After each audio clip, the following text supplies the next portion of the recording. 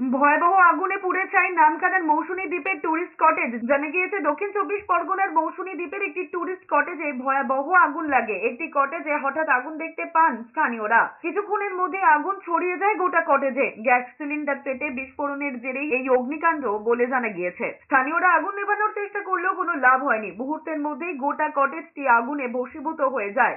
এরপর দমকলের একাধিক ইঞ্জিন আগুন নিয়ন্ত্রণে আনার চেষ্টা করে। ঘটনাস্থলে এসে পৌঁছয় ফ্রেজারগঞ্জ থানার পুলিশ। ঘটনার তদন্ত শুরু করেছে পুলিশ। কটেজে পর্যটক না থাকায় বড় দুর্ঘটনার হাত থেকে রক্ষা পাওয়া গিয়েছে। তবে অগ্নিকাণ্ডের ঘটনায় ভস্মীভূত হয়েছে রান্নাঘর, স্টোররুম সহ গোটা কটেজ।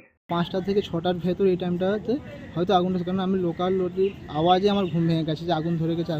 এবার আগুনটা কোথা থেকে ধরে সেটা বুঝতে পারিনি, কারণ এটাতে 4টে রুমের আমাদের ছিল, যেটা হচ্ছে অফিস রুম, সাইডে ছিল কিচেন, ডাইনিং এবং স্টোর রুম, এবং সেখানে বিপুল সংখ্যক আমাদের জিনিস, মানে আমাদের রিসোর্টের যাবতীয় জিনিসপত্র সবটাই ছিল।